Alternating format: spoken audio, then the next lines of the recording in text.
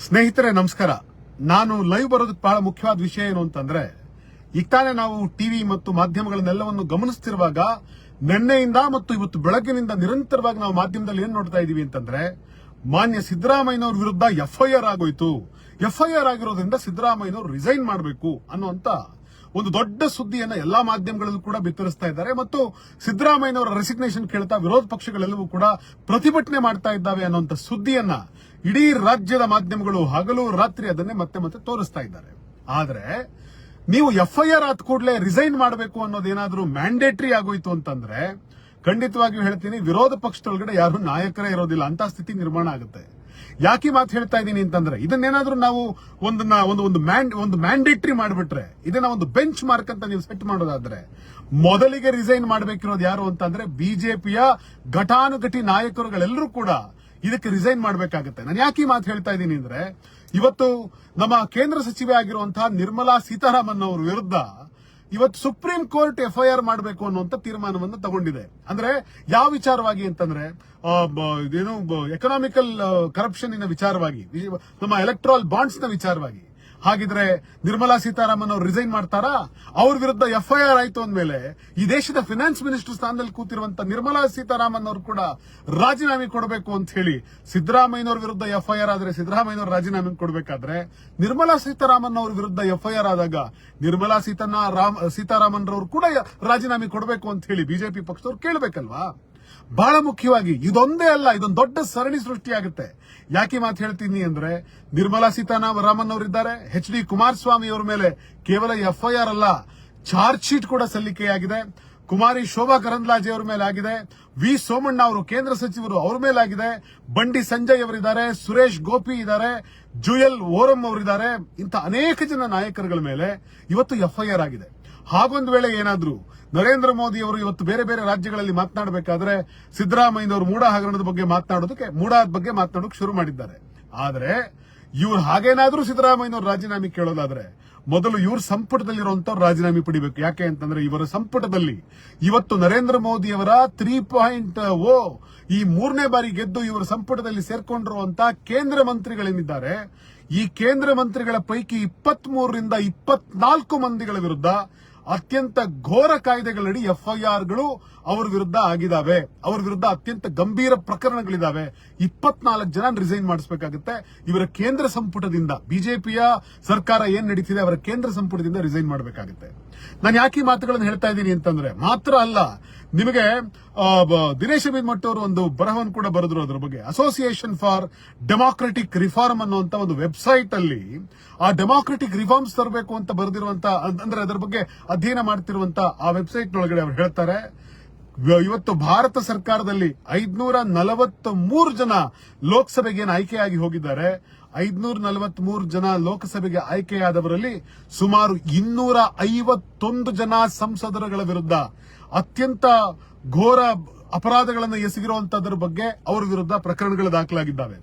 ನೀವು 250 ಜನ ಸಂಸತ್ ಸದಸ್ಯರನ್ನು ಕೂಡ ಹಾಗಾದ್ರೆ ಎಫ್ಐಆರ್ ಅನ್ನು ಕೇಳಬೇಕು.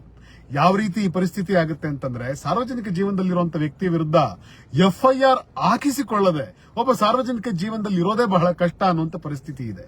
ಹೀಗಿರಬೇಕಾದ್ರೆ ನೀವು ಎಫ್ಐಆರ್ ಆಯ್ತು ಅನ್ನೋ ಕಾರಣಕ್ಕೋಸ್ಕರ ನೀವೇನಾದ್ರೂ ನೀವು ಅವ್ರನ್ನ ರಿಸೈನ್ ಮಾಡಿ ಅಂತ ಕೇಳೋದಾದ್ರೆ, ರಾಜೀನಾಮೆಯನ್ನು ಕೇಳೋದಾದ್ರೆ, ಸುಮಾರು 251 ಜನ ಎಂಪಿಗಳು ರಿಸೈನ್ ಮಾಡಬೇಕಾಗುತ್ತೆ ಮತ್ತು ಸುಮಾರು 131 ಜನ ಸಂಸದರ ವಿರುದ್ಧ ಕೊಲೆ, ಅತ್ಯಾಚಾರ, ಸುಲಿಗೆ, ಅಪಹರಣದಂತಹ ಘೋರ ಪ್ರಕರಣಗಳು ದಾಖಲೆಯಾಗಿದ್ದಾವೆ. ಹಾಗಾದ್ರೆ ಅವರೆಲ್ಲರೂ ಕೂಡ ಇದಕ್ಕೆ ರಿಸೈನ್ ಮಾಡಬೇಕಾಗುತ್ತೆ.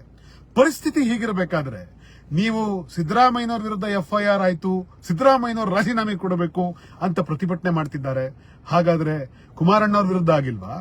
ಹಾಗಾದ್ರೆ ಎಫ್ಐಆರ್ ನಿರ್ಮಲಾ ಸೀತಾರಾಮನ್ ಈ ದೇಶದ ಫಿನಾನ್ಸ್ ಮಿನಿಸ್ಟರ್ ವಿರುದ್ಧ ಆಗ್ಲಿಲ್ವಾ?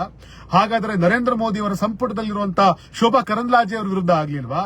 ಹಾಗಾದ್ರೆ ನರೇಂದ್ರ ಮೋದಿಯ ಸಂಪುಟದಲ್ಲಿರುವಂತಹ ನಮ್ಮ ತುಮಕೂರಿನ ಸಂಸದರು ಆಗಿರುವಂತಹ ಸೋಮಣ್ಣ ಅವರ ವಿರುದ್ಧ ಎಫ್ಐಆರ್ ಆಗಿಲ್ವಾ?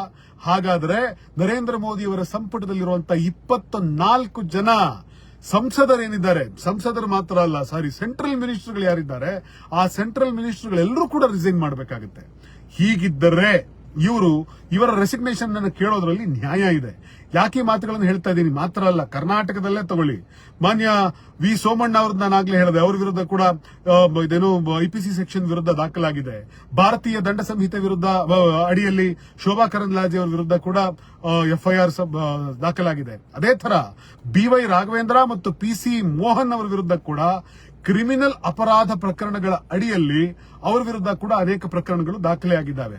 ಹೀಗೆ ಜೊತೆಗೆ ನಮ್ಮ ಅಶೋಕ್ ಅವರು ಸಿದ್ದರಾಮಯ್ಯನವರ ವಿರುದ್ಧ ಮಾತನಾಡ್ತಾ ಸಿದ್ದರಾಮಯ್ಯನವರು ರಾಜೀನಾಮೆ ಕೊಟ್ಬಿಟ್ಟು ಹೊಂಟೋಗ್ಬಿಡ್ಬೇಕು ಅಂತ ಏನು ರಾಜೀನಾಮೆಯನ್ನು ಕೇಳ್ತಾ ಇದ್ದಾರೆ.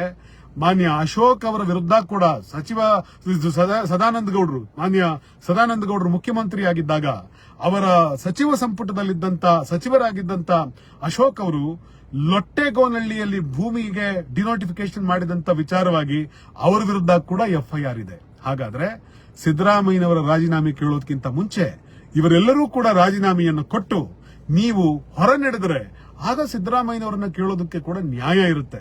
ಒಂದು ಬೆರಳು ನೀವು ಅವ್ರ ಕಡೆ ತೋರಿಸ್ತಾ ಇದ್ರೆ 3 ಬೆರಳುಗಳು ಸ್ವತಃ ನಿಮ್ ಕಡೆ ನೋಡ್ತಾ ಇರುತ್ತೆ. ಹೀಗಾಗಿ ಕರ್ನಾಟಕದ ಜನ ದಡ್ರಲ್ಲ. ಯಾವುದೇ ಒಂದು ರಾಜ್ಯ ಅಥವಾ ಒಂದು ದೇಶ ಅಲ್ಲಿ ಸಂವಿಧಾನ ಉಳಿಬೇಕಾದ್ರೆ, ಪ್ರಜಾಪ್ರಭುತ್ವ ಉಳಿಬೇಕಾದ್ರೆ ಪ್ರಜೆಗಳು ಪ್ರಶ್ನೆಯನ್ನು ಕೇಳಬೇಕು. Don't stop asking the questions. ಇವ್ರು ಯಾರು ಪ್ರಶ್ನಾತೀತರಲ್ಲ. ಸಿದ್ದರಾಮಯ್ಯನವರನ್ನು ಪ್ರಶ್ನೆ ಮಾಡಿ. ಅದೇ ರೀತಿಯಲ್ಲಿ ನಮ್ಮ ಮಾಧ್ಯಮಗಳನ್ನು ನಾನು ವಿನಂತಿಸಿಕೊಳ್ತೇನೆ, ಯಾವ ರೀತಿ ಸಿದ್ದರಾಮಯ್ಯನವರ ವಿರುದ್ಧ ಇಷ್ಟೆಲ್ಲ ಪ್ರಕರಣಗಳಿದೆ, ಒಂದೇ ಒಂದು FIR ಇದೆ ಅನ್ನೋ ಕಾರಣಕ್ಕೋಸ್ಕರ ರಾಜೀನಾಮೆ ಕೇಳ್ತಿದ್ದೀರೋ, ಇವರ ವಿರುದ್ಧ ಕೂಡ ಇಂಥ ಅನೇಕ ಪ್ರಕರಣಗಳಿದಾವೆ, ಅನೇಕ FIRಗಳಿದಾವೆ. ಅವ್ರು ಯಾರು ಕೂಡ ಸಾರ್ವಜನಿಕ ಜೀವನದಲ್ಲಿ ಇರೋದಕ್ಕೆ ಲಾಯಕ್ಕಾದವರಲ್ಲ ಅಂತ ಹೇಳಿ ಅವರನ್ನೆಲ್ಲರೂ ಕೂಡ ರಾಜೀನಾಮೆಯನ್ನ ಕೇಳಬೇಕು. ಮತ್ತು ಪ್ರಜೆಗಳು ಕೂಡ ಪ್ರಶ್ನಿಸಬೇಕು. ನಿಮ್ ವಿರುದ್ಧವೇ ಇಷ್ಟೆಲ್ಲ FIR ಇದೆ, ನೀವು ಸಿದ್ದರಾಮಯ್ಯನವರನ್ನು ರಾಜೀನಾಮೆ ಕೇಳ್ತಾ ಇದ್ದೀರಲ್ರಿ, ಯಾವ ನೈತಿಕತೆ ಇದೆ ಅನ್ನೋದನ್ನ ಜನ ಪ್ರಶ್ನೆಯನ್ನ ಕೇಳಿದ್ರೆ ಮಾತ್ರ ಭಾರತ ದೇಶದ ಡೆಮಾಕ್ರಸಿ ಉಳಿಯೋದಕ್ಕೆ ಸಾಧ್ಯ, ಭಾರತ ದೇಶದ ಪ್ರಜಾಪ್ರಭುತ್ವ ವ್ಯವಸ್ಥೆ ಜೀವಂತವಾಗಿರೋದಕ್ಕೆ ಸಾಧ್ಯ. ಹೀಗಾಗಿ ಪ್ರಜ್ಞಾವಂತ ಕನ್ನಡಿಗರು ಎಚ್ಚೆತ್ತುಕೊಳ್ಳಿ, ಪ್ರಜ್ಞಾವಂತ ಜನ ಪ್ರಶ್ನೆ ಕೇಳಿ, ವಿರೋಧ ಪಕ್ಷವನ್ನೂ ಪ್ರಶ್ನೆ ಕೇಳಿ, ಆಡಳಿತ ಪಕ್ಷವನ್ನೂ ಪ್ರಶ್ನೆ ಕೇಳಿ. ಜನರಿಂದ ಆಯ್ಕೆಯಾದವರು ಯಾರು ಕೂಡ ಪ್ರಶ್ನೆಗೆ ಅತೀತರಲ್ಲ. ಹೀಗಾಗಿ ಅವ್ರನ್ನೆಲ್ಲರನ್ನು ಪ್ರಶ್ನಿಸೋದ್ರ ಮೂಲಕ ಪ್ರಜಾಪ್ರಭುತ್ವವನ್ನು ಉಳಿಸುವಂತ ಕೆಲಸ ಮಾಡಿ. ನಮಸ್ಕಾರ.